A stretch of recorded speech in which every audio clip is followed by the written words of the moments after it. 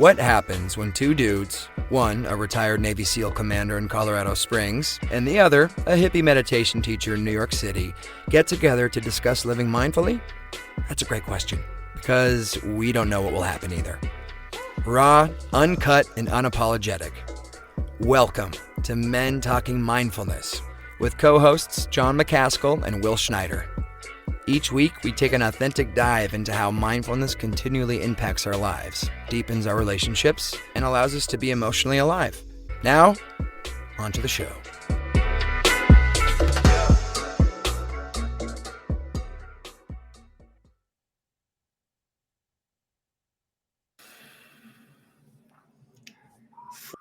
Flow. Flow is important both because it makes more enjoyable and because it builds the self-confidence that allows us to develop skills and make significant contributions to humankind. That is from the father of flow, the author of Flow, The Psychology of Optimal Experience, Mihai Csikszentmihalyi. Welcome to Men Talking Mindfulness, where we do our best to demystify mindfulness and make mindfulness meaningful to you, to help us understand flow state, what it is, how to achieve it more often and for longer periods of time, why it benefits us, and much, much more. We will have a flow state expert, Cara Bradley, with us today. And of course, I couldn't do the show without my brother from another mother, Will Schneider. Will, brother, how are you? Doing great, John. Always good to be here. Excited to bring Cara up and talk about flow state. Welcome, everybody. From New York City is where I'm at. Couple announcements. I just want to let everyone know our podcast isn't just a place to learn about mindfulness. It's also a place where you can practice. Since December, we have added over a dozen various types of meditations to our platform, to our podcast platform, and our YouTube channel. These meditations vary in length. So if you need a quick fix, you can try something like our 7-minute reset, refresh, express meditation, or take a deeper dive with John's 20-minute peace and relaxation meditation. Honestly, John, I love that meditation with the music and your voice and how you guide that meditation. It really it's just a great way that I've been starting my day for the last couple of weeks. And if you're a company leader or if you work for a company and you're looking to create a more mindful workforce and culture, hit us up. We've helped several companies already. Maybe yours is next. If you want to learn more, send an email to us. You can send an email to me at will@mentalkingmindfulness.com, just as it's said and spelled, or hit up John at mentalkingmindfulness.com. That's all I got, John. Let's Awesome. bring up Let's Cara. bring Cara up and we'll run through her bio. Welcome, Cara. Good to see you. Hey, great to be here, guys. We're excited for this Thanks, conversation. Cara. So Cara Bradley has been teaching body-first practices for improved mental fitness for over 30 years. Her signature strategies include mindful movement, nervous system training, and gut-brain optimization.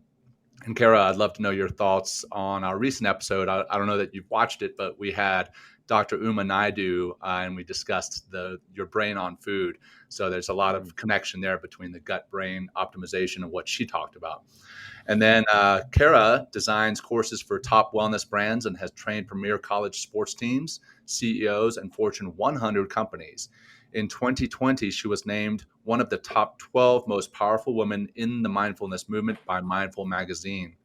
Cara is the host of a daily podcast, the author of On The Verge, Wake Up, Show Up, and Shine, and founder of the award-winning Verge Yoga Center. Again, welcome, Cara. We're so glad you're here with us. Well, I can't wait to dive into this conversation. Thanks so much for having me. Our pleasure. Thanks, Cara. Great to have you, Cara.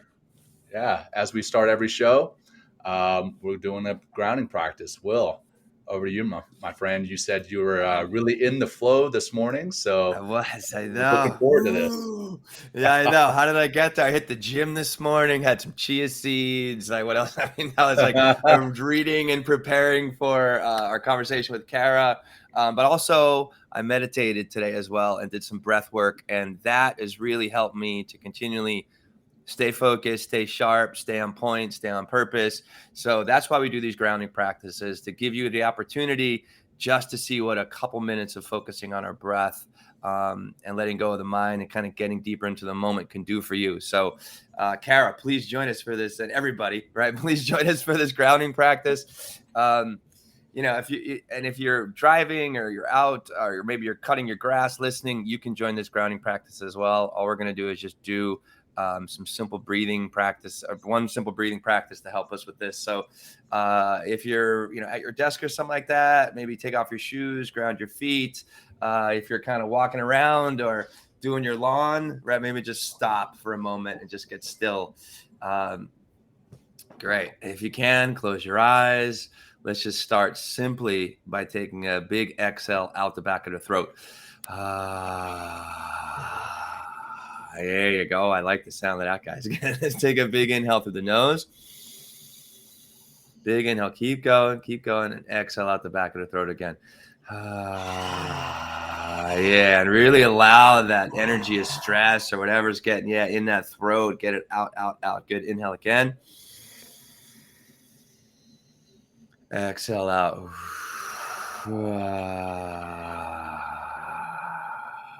Good. A few more in. Keep going. Bigger breath. Exhale out. Awesome. Good. Let's do 3 more. Big breath. Let it go. If you like, make some more contact. Put a hand on your belly, put a hand on your chest, and we'll do these last couple breaths. Inhale. Exhale, let it go. Awesome. Last one. Inhale, big breath. Let it go.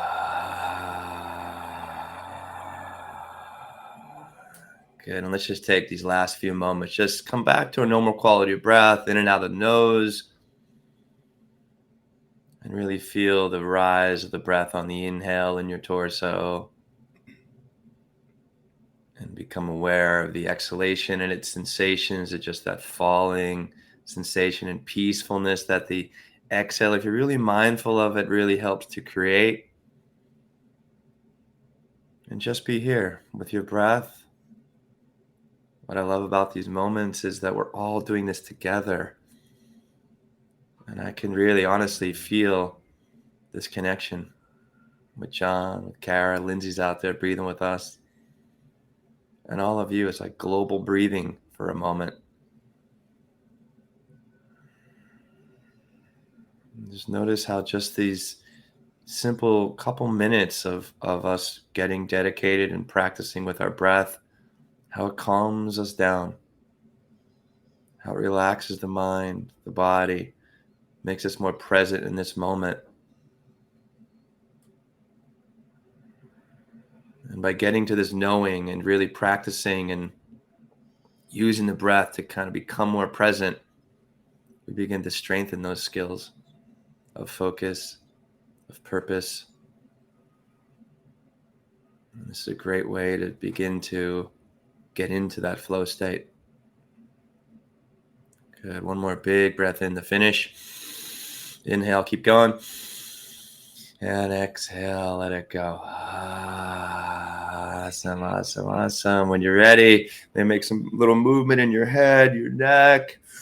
Ooh, and then open up your eyes and let's start the show, guys, and have a lot of fun. Let's do it. Great job, Will. Thank you for that.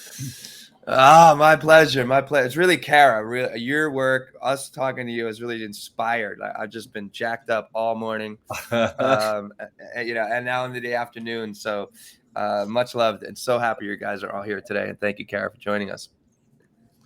Fun. All right. Well, let's jump into the questions. So, Cara, we read your bio there, but let's understand how you got to the point that this bio became something, right? How did you get into the mindfulness arena? What caused it? And what became, or how did you become interested specifically in flow state? Yeah, it's a good question. And, I hope that I can, as much as possible, demystify flow states and even mindfulness and all of the practices that so many people recognize that they need to do these days. It's like, oh my gosh, Mm. I gotta meditate, now I gotta breathe, now I gotta do, and it's like I just want to demystify it. And so going back, I was a figure skater. I was a competitive figure skater, but I wasn't that Wow. good. I mean, I was like, a regional, you never heard of me, trust me. But I loved it. I ate it up. I did everything that I could to just get on the ice. And what I learned as a young skater is that connection between the body and mind. So figure skating is a solo sport, and we did something back then, it was a long time ago, called figures. We would go out on a small patch of ice. We were given this clean patch of ice, and we would draw a figure eight with this big compass called a scribe. And then for an hour, I mean, imagine 12, 10-year-old, doing this. For Mm. an hour, we had have to draw on our skates with our feet, obviously, this figure eight, either going backwards or forwards or on an Wow. outer edge or an inner edge. And so, what I learned back then, it was the coolest thing when I think back to it, is I remember thinking, okay, Kara, if you start thinking about this, you're going to go flat on your blade.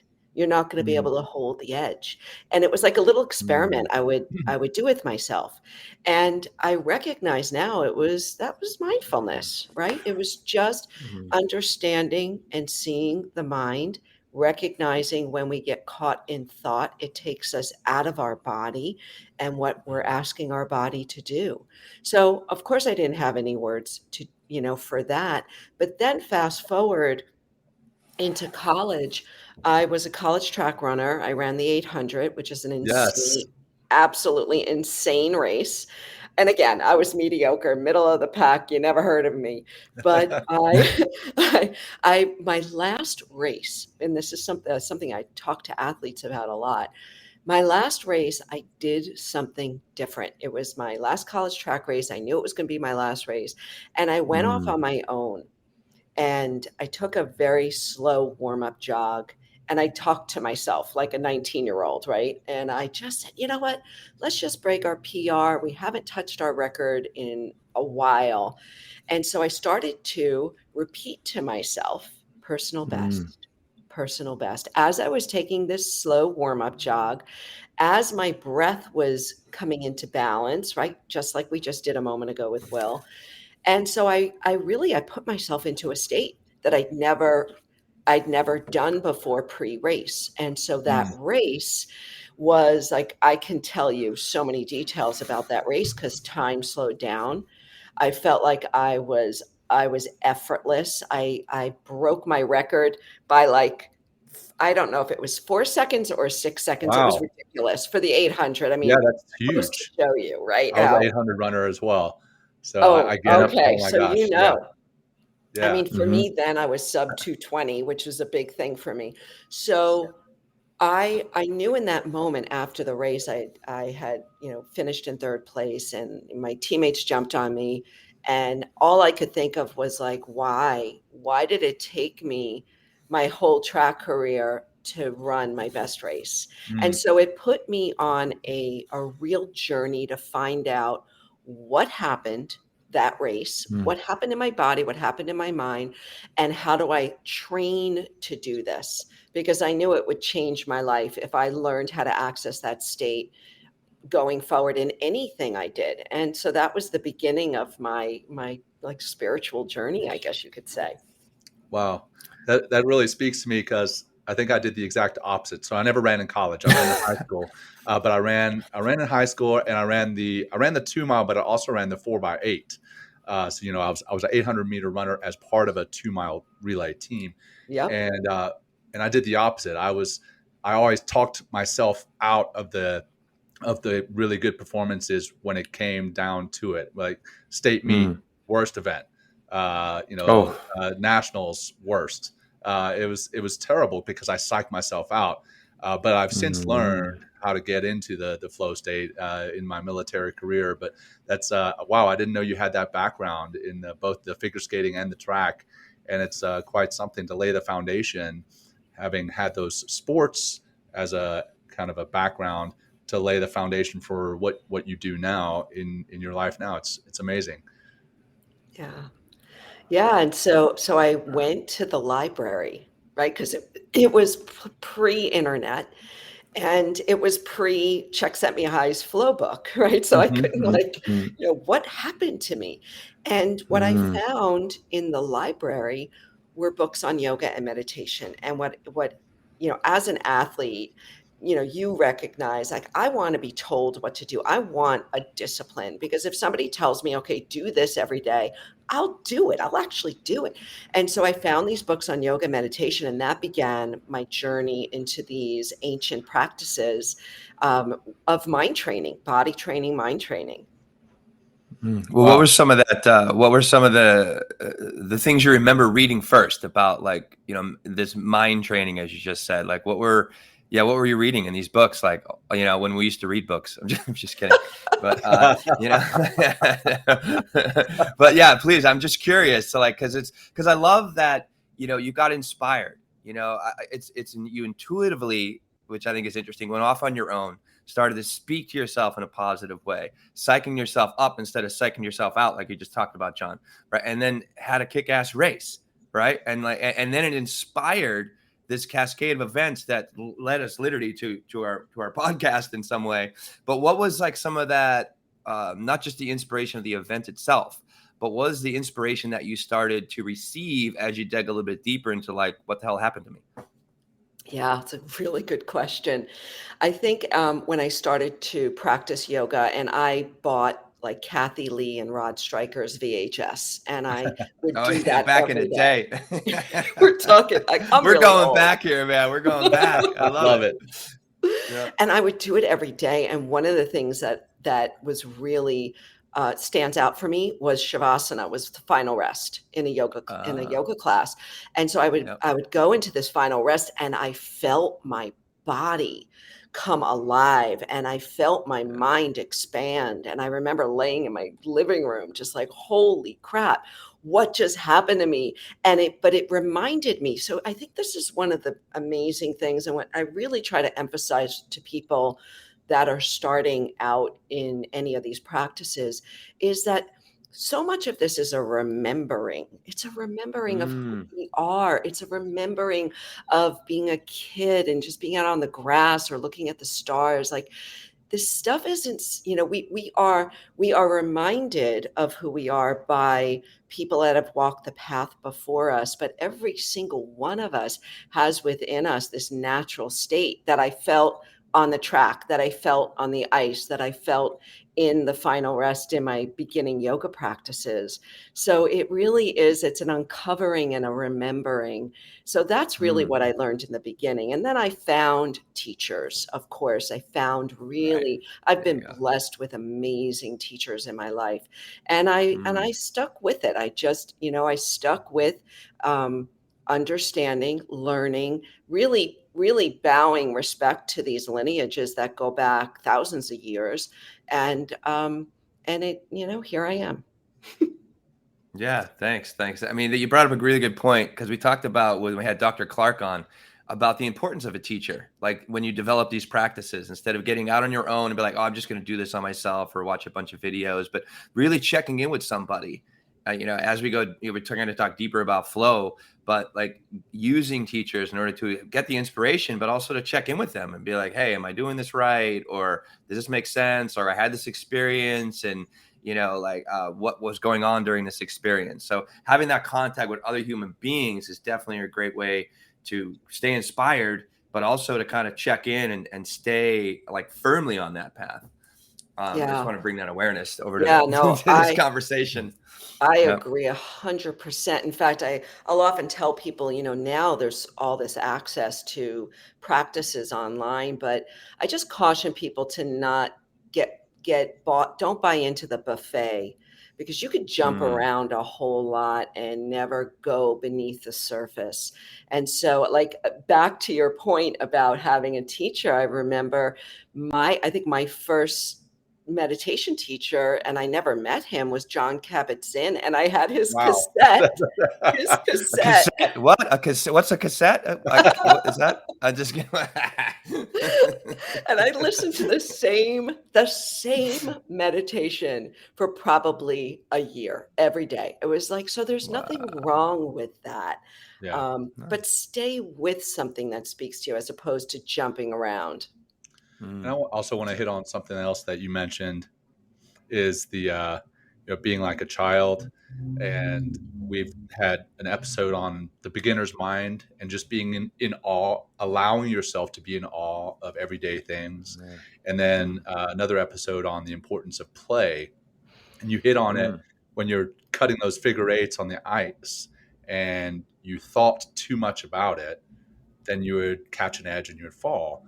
And other times when you would just kind of go with the flow, which is what this episode is all about, you would not fall.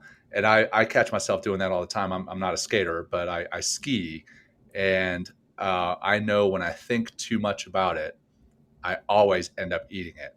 And when I just relax and just go down the hill and just have fun and play, like allow this adult John to be the kid John, one, I have so much more fun. And then two, I end up doing so much better. So anyway, let's come back to flow. And, I started off with that quote from Mihai Csikszentmihalyi. How do you define flow, Cara? Yeah. Well, I mean, I certainly, I've leaned so much on his work, and, he just passed this, I guess, Right. just in the last 4 or 5 months. I wasn't aware of that.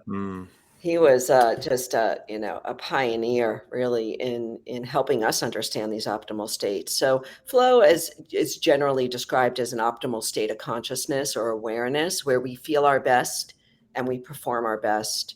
I've been really honored to work with two of our current flow experts, Jamie Wheel and Stephen Cutler, and they talk about flow. They use the acronym STIR, which I really like. Yeah, STIR, I love it too. Yeah, right. So it's selflessness, timelessness, effortlessness, and richness. And if I go back to my race, just to keep it simple, I went on that slow warm-up jog. I was in rhythm. I was in my breath. I was in my body. I was out of my head. I had less of a sense of self-consciousness, and I was more embodied. So there's the selflessness, the timelessness.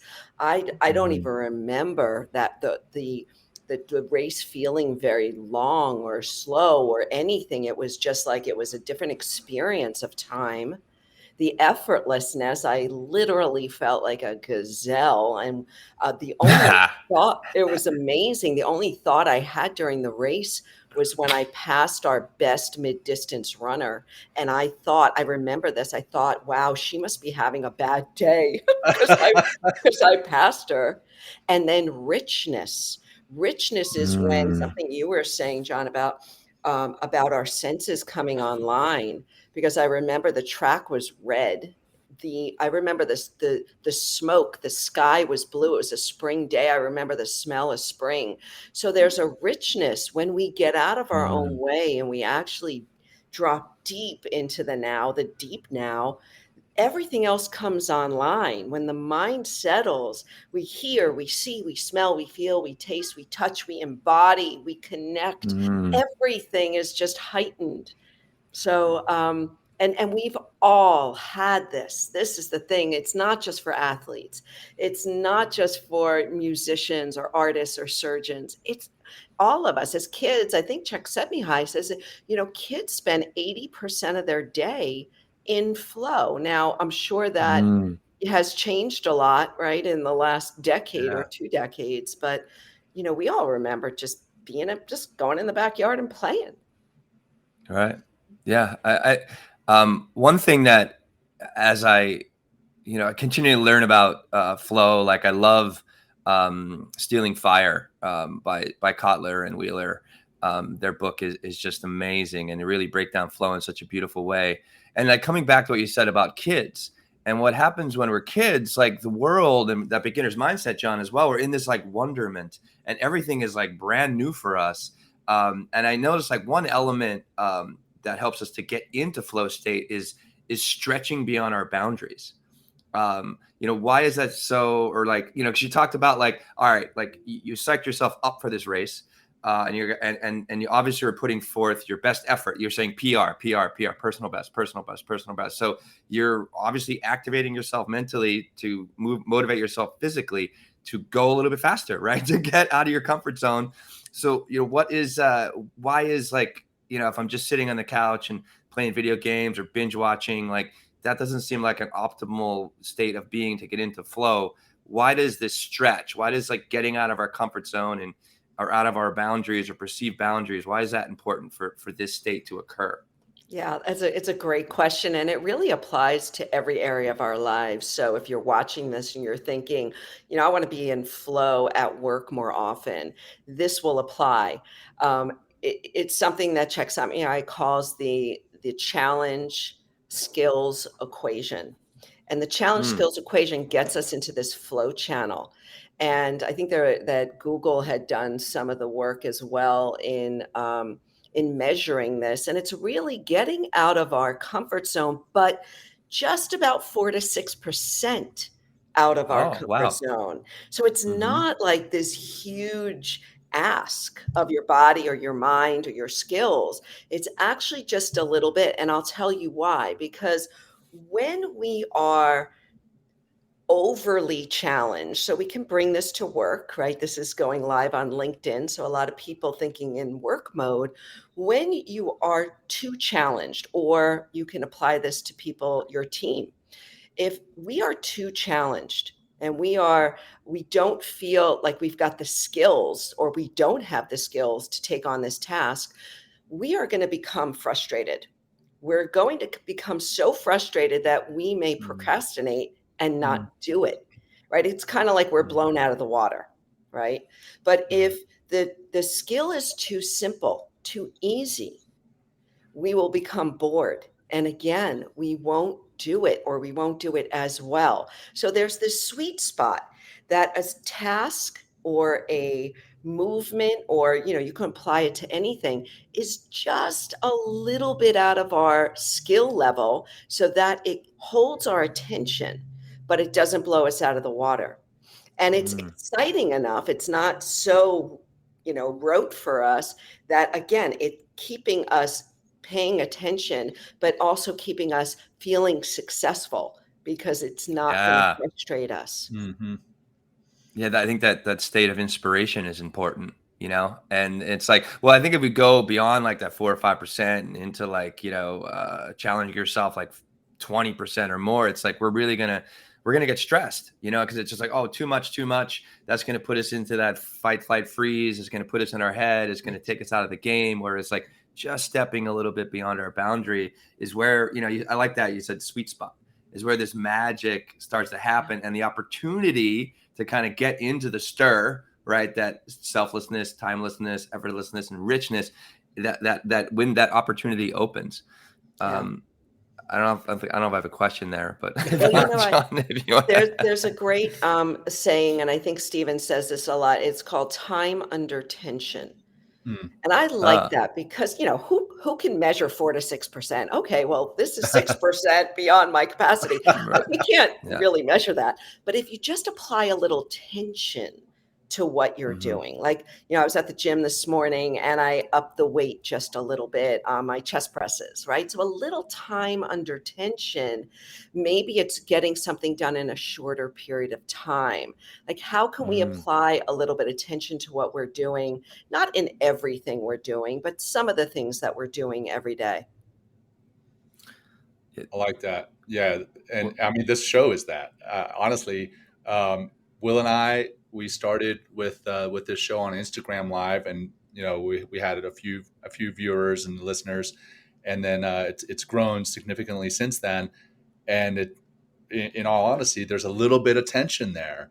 There's like, oh man, we're going to have to present to people tomorrow.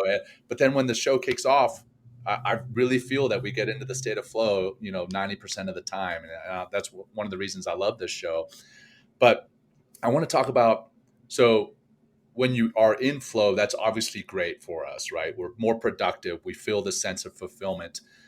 Mm. What about after we come out of that state of flow? Is there something that happens to our minds, to our bodies? Is there something that, like a lasting effect from being in a state of flow for a longer period of time or more regularly?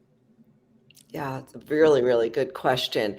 So I want to say before I talk about there's a flow cycle, which is really important to understand. Otherwise, we Mm. just become addicted to that state experience. But and a lot of us are. But one thing that I really love coming out of the flow world is is this idea of having a primary flow activity. So, John, I would imagine for you, one of your primary flow activities is skiing, I love right? it. So it's something you do that you're gonna just feel high. It's gonna challenge your body, it's gonna challenge your mind, you're gonna be present, you're gonna just, smile the whole way down for the most part. So Right. that's a primary flow activity. Will, do you have one? I'm just, as you said that, I'm like, I'm trying to think of something that, Basketball, I mean, I man. really, yeah, but I was like, I mean, I think one thing that I really, and I kind of miss and starting to enjoy again is getting back and teaching a live yoga class. Mm. It's with like, I would be, it'd be pre-pandemic, there'd be, classes of like 40, 50, 60 people, sometimes 70 people showing up for class. And I'm like leading this class. And it just, the fact that it's live, I mean, I'm the only one really speaking in class, it really just brings up, it really stretches me because I like, there's this feeling of responsibility. But that's been something that I've really, really enjoyed. And I'm starting to do more public classes here or in-person classes here in New York. And it's just like, just to get back, to that place.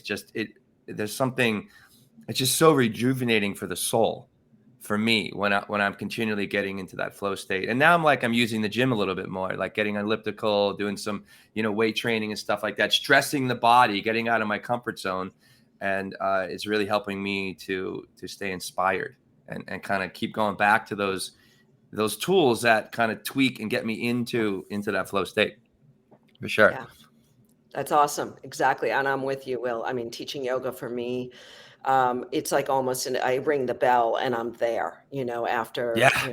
just a couple of decades of doing this. So, Hmm. but what's real, and I encourage you listeners to also think about what's my primary flow experience or activity. And it could be being outside, it could be cooking, it could be, Yeah. playing music or listening to music or dancing. I mean, it doesn't have to be a physical sport for sure. But, Mm. what's really important is when you schedule these flow activities, this primary flow activity into your life regularly, you become familiar with the experience of being in flow. So, Mm. we all know, the three of us understand that mindfulness or meditation is the practice of becoming familiar with our mind, our bodies, our state experience, our sensory experiences. So becoming familiar with flow is really important for being able to then apply it or access flow when you're at work or when you're doing things that might not necessarily Mm. be your ecstatic primary flow experience. So Mm. it's looking at your life and really getting to know those things that make you Mm. feel as naturally calm, clear, alive, Mm. happy, engaged as possible, and really getting to know yourself in that state, because then you'll be able Mm. to apply it in other ways. And then getting back to your question, John, about the flow cycle. So when we're in a Mm. high flow experience, and high flow is skiing, it has, something that has some high consequences involved. Maybe it's public speaking or being in front of a crowd or submitting a presentation or whatever. There's consequences involved, either physical or mental or social, or consequences. That's more of a high flow state where it's going to require this this cascade of neurochemicals to come online in our body and in our brain. And what happens is we can't stay in flow forever. We actually don't live in flow state, because after these highs, after these a yoga class or a ski day or whatever else we're doing, a concert, there's going to be time when our body needs to recover actually needs to reproduce and recover some of those neurotransmitters that came sweeping through our body mind. And if we don't recover gracefully, then we'll just keep looking for this high experience. So there is, in the flow cycle, is the first step is usually there's some kind of struggle mode where there may be struggle before the aha comes. And then there's the flow experience. And then there's the recovery time that needs to happen before we kind of move through the cycle again. I'm glad you touched on, the hormones and the neurotransmitters. Could you dive a little bit deeper into that? I'm a science guy. That's what convinced me to eventually start doing mindfulness and meditation, was understanding the physiology, what was happening there. Could you go into what hormones are being released, how that affects us? Yeah.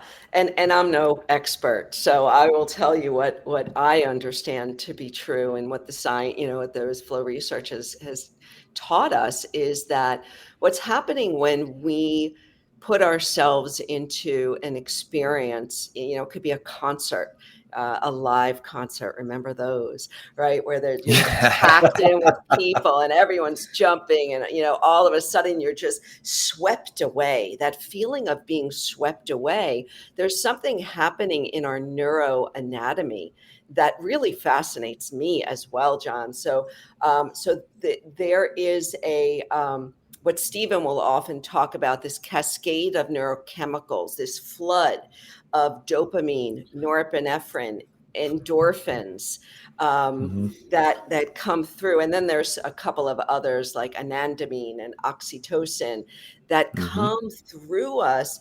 And what is also happening with this cascade of neurotransmitters is what's happening in the brain is something called transient hypofrontality. And it's a fancy way of saying that our prefrontal cortex actually powers down. So going back to my race, we stop thinking, we stop becoming self-conscious.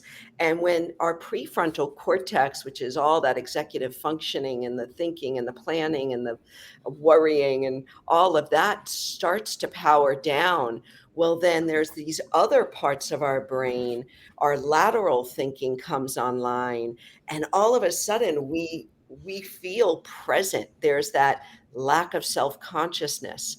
There's that time warp, has to do with not thinking, and the prefrontal cortex being offline, so to speak. So we feel more present. We feel right here, right now.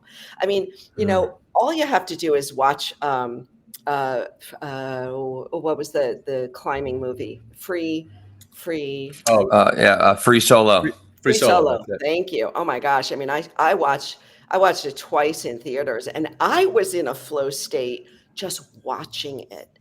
I mean, magnificent. That's that oxytocin, right, flowing through, right? Because that's that bonding agent, between us and that. Even like Alex Honnold is the guy in Free Solo. But yeah, keep going, please. Right. So then after the flow experience, there's this tail end of serotonin that comes online, that feel-good neurotransmitter that is mostly produced in our gut. So this will lead us into the gut brain. But so there's that feel good. So thinking about that final resting pose in yoga called Shavasana, where, so many people will just cry, or they'll just be in this euphoric, like, oh my gosh, this is me. I miss me. I remember this feeling as a kid. So this is all these neurotransmitters. So it is a neurochemical transaction that's happening in these optimal states.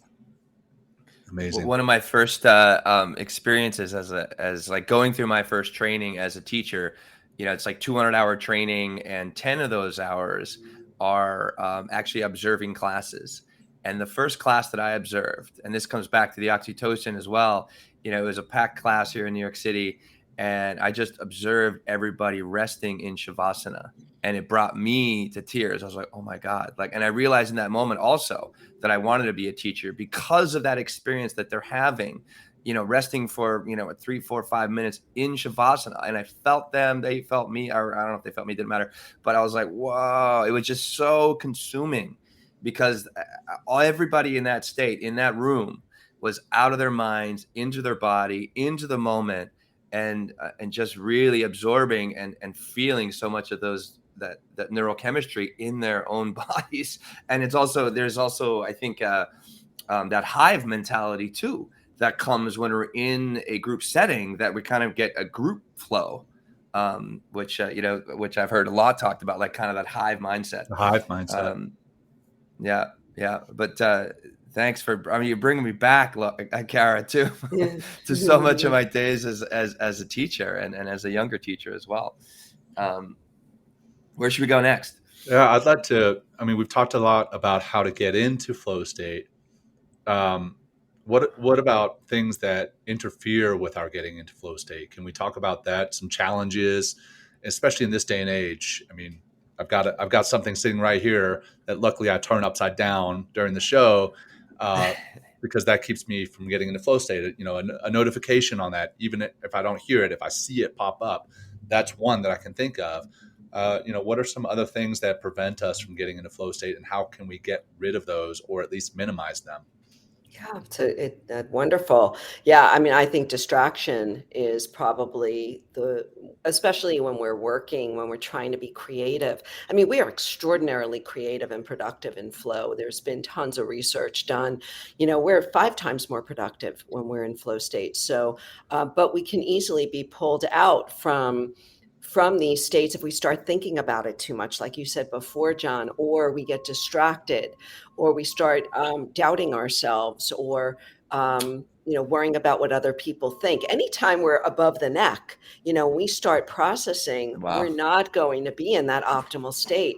It's why I think, Will, for both of us sharing, teaching yoga, we recognize, we've seen it, we felt it. When you get people out of their head and into their body and moving and breathing, yes, it changes everything. You see it in their faces change. And so everyone looks like they're high when they come out of class, or we used to call it you got the yoga brain going. You're like, yeah, man. Everyone, it was like everyone just smoked a massive joint. It's just everything just feels so, and literally that kept going. I kept going back for more and more as a student and as a teacher, because it's like, wow, it's just, anyway, sorry. It's so much fun. No, it's great. And another line from Stephen, I so respect Stephen Kotler, so respect his work. In fact, his new book, The Art of Impossible, is excellent primer playbook for flow state. So I really recommend getting that. He'll always say that flow follows focus.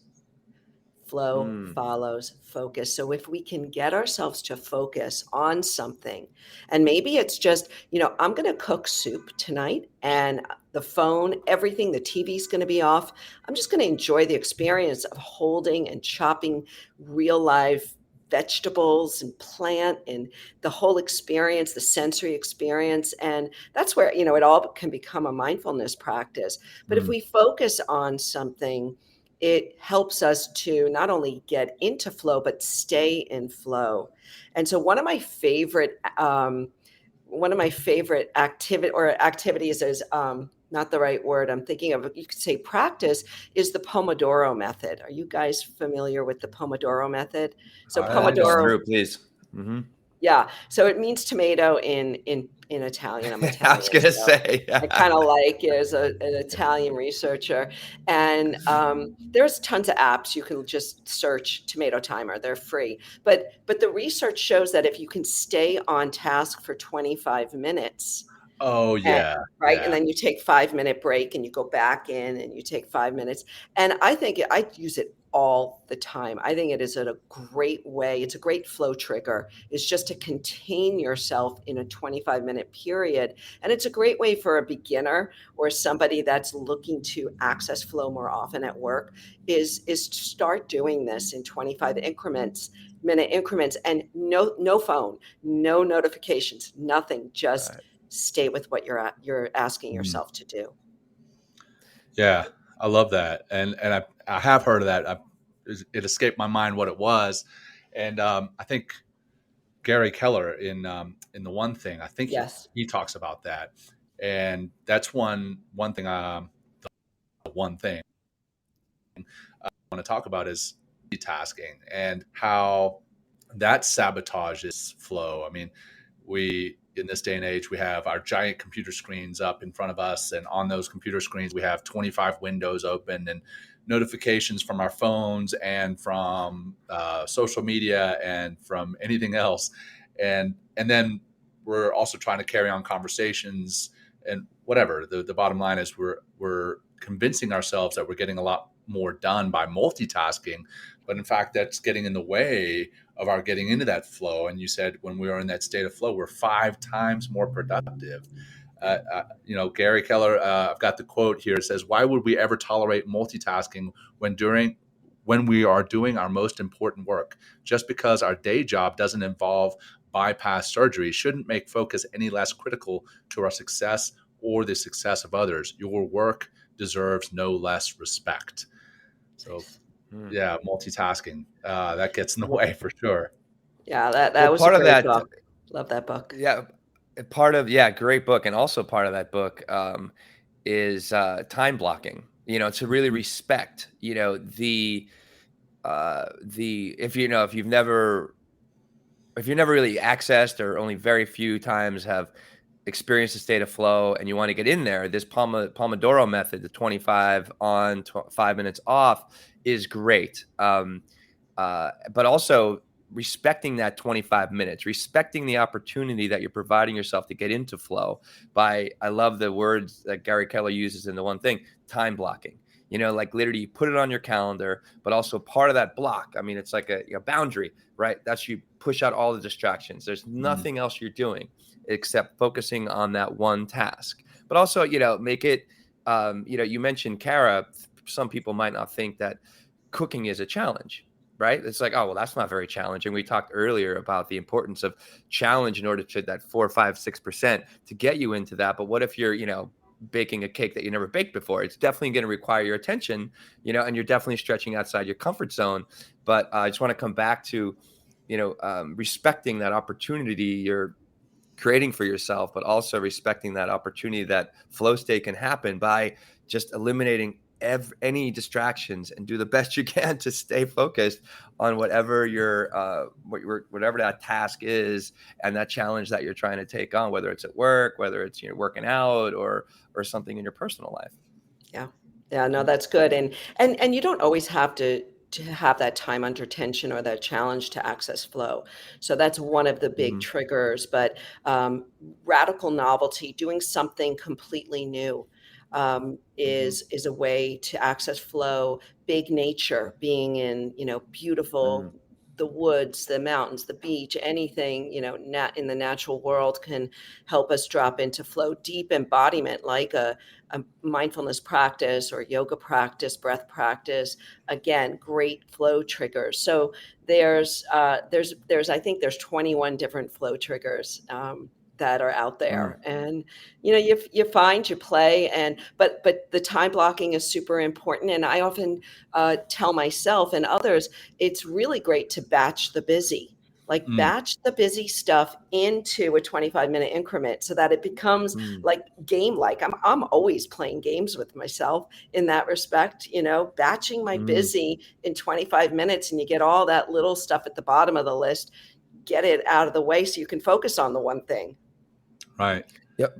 Part of that, what I like about that Pomodoro method, the 25 and 5, and you can expand that, a little bit more. I think it's at the 90-minute mark. I read a great book called The Power of Full Engagement.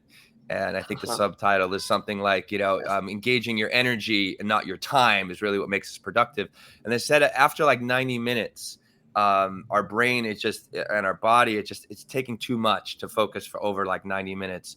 And then taking that break. But taking that break also starts to access our like they call it like our little mind, a little ego. It's like, what about me? What about me? What about me? I want to be distracted. I want to check my Instagram. I want to go on LinkedIn. I want to go get a cookie or something like that, whatever it is. But just, but really like setting yourself up 25 on, 5 off. It literally, it lessens the kind of the voice of the little self. So it's like, if I can focus for 25 minutes, I get a reward of 5 minutes, for my ego. So it's like, and again, it's playing games, coming back to beginner's mindset, staying in that state of wonderment, and just playing and playing and playing and just, forget about what the results are, just dropping in. I don't know. I just love this conversation, Cara and John, and it's like, I think we're really hopefully helping a lot of people here understand it's like you can access this state of flow, but you have to create a system and some boundaries in order for this opportunity to happen for you. So I know. Sorry, I don't know. I'll jump in. Go for it. Yeah. We've mentioned some phenomenal books and great authors and their guidance to achieving these states of flow. I think we would be remiss if we didn't mention Cal Newport's deep work. And in deep work, he talks about making grand gestures and specifically mentions, authors who get distracted a lot. So they'll buy an old typewriter or an old word processor that does nothing else. It doesn't connect to the internet. It doesn't have social media. It doesn't have any of the distractions. And they'll write their book, their manuscript on that, or they'll book a round trip flight from like LA to Tokyo and back because there's no connection to Wi-Fi and there's nothing else to focus on. Or they'll go and reserve a hotel room that costs $1,000 a night and have no distractions in that hotel room. And because they're spending so much money and it hurts them financially, they spend time in that flow state because they're focused. They're forcing themselves to be focused. So I'd love to know your thoughts on the grand gesture, Cara, if you have any. Yeah, I think it's fantastic. I was thinking as you were talking that my husband and I were living in New Hampshire. We were kind of floating around right now. So we were there for about 3 months and we were in a cottage on a lake and there was no cell coverage and nothing. So if you went for a walk, which we did every day, sometimes twice a day, you had to leave your phone at home because there was absolutely no cell coverage. And then just even driving, I would drive from our home to town, which was about 20 minutes. Again, no cell coverage. And I found myself just really looking forward to that quiet time to, just to look at the gorgeous nature around me. So I think what you're saying is valid. I've never done anything, like flying to Tokyo and back to write a book, but we can all, us little people can all do it in different ways every day. Right. Well, we're coming up on the 5-minute mark here. I'd love to, continue the conversation, but I also want to respect your time. How can people get a hold of you if they wanted to ask you more questions or find out more about the Mental Fitness Collective or Flow or anything else that you're doing? Yeah, well, I'm on all social media, LinkedIn, Instagram, Facebook, not on Twitter. And my website, carabradley.net, and that's Cara with the C.net. I love engaging with people. I'm all about real human connection. So if you have any questions or want to learn more about mental fitness, flow, gut-brain connection, just reach out to me, please. Awesome. And then we wrap up the show with a grounding practice, much like we did at the beginning. But for those who are in the mindfulness space and who have taught, we always want to throw it out to them as an offer, but no pressure, if you would like to lead the closing practice. But again, no pressure. Oh, yeah. Why not? Let's do it. I'll put you on the spot. Normally I mention that before the show, but I figured you could do it. That's good. I'll be in flow because There it's you right go. there. Unexpected. All right. So There you go. So let's close this up by just coming back into our body. And you can close your eyes, whatever you're doing, if you're not driving, obviously, and close your eyes and then just bring your attention down to your feet. By shifting our attention from our busy minds that are on speed all day down to our feet, it helps us to shift our awareness into our body. So feel your feet. You can wiggle your toes, lift your heels. Just feel your feet grounded down into the floor beneath you. And as you press your feet down now, notice your heart beating. Bringing your attention to any area in your body where you feel your pulse.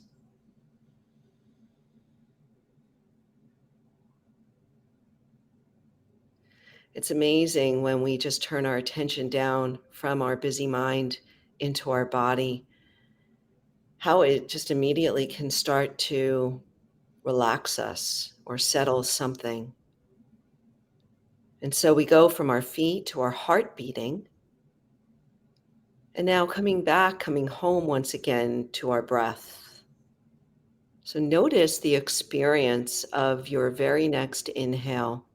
What does it feel like to be in your body, inhaling right now? And then notice the experience of your exhale. The miracle of our body doing this automatically, beating our heart and breathing our body, breathing in our lungs, happens all the time without us thinking. Yet when we just turn our attention for a moment onto the breath, the pulse, or a part of our body, it helps us shift from busy mind into just a more natural way of being in our body, our mind, and being in the moment. So just take one more deep breath in and a long sigh out. And as you open your eyes, take one more moment to take note of this state. Take note of what it feels like to be a little bit more awake, a little bit more grounded. And we want to become familiar with these states because it'll allow us to access them on demand more often. And where we feel alive, where we feel connected, where we feel in our lives. And that's where we feel, honestly, where we feel happy. Beautiful. Thank you so much, Cara. That was wonderful. That was a wonderful closing practice, wonderful show. We are so very thankful for having you here for this show. And if you would, after the closing music and everything, just hang tight for a couple minutes. And Will, anything? Turn it over to you, brother. I just want to say a big thanks, Cara. I think, it's helped me be more aware about flow, and hopefully anybody that's listening out there, just start with one small thing. Maybe just get off the couch, stop binge watching, go out for a walk, right? Or maybe like a long walk, right? Stretch beyond your comfort zone a little bit, and watch how that alone, just inspiring whatever kind of activity you're going to do. Again, getting out of the mind. It's not a thinking game. Into the body.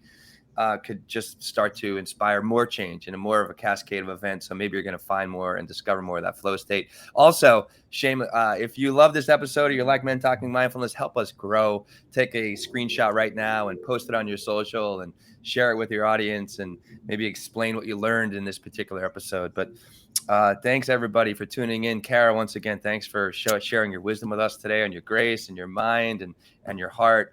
Really, really enjoyed it. So Thank you. thank everybody. Thank you both. You're Our very pleasure. welcome. Until next time, peace. Thanks. Peace, guys. Thanks for joining Will and John on Men Talking Mindfulness. If you enjoyed the show, please like and share it with your friends and family, and please, we would appreciate a review too. Until next time, this has been Men Talking Mindfulness. Thanks for showing up.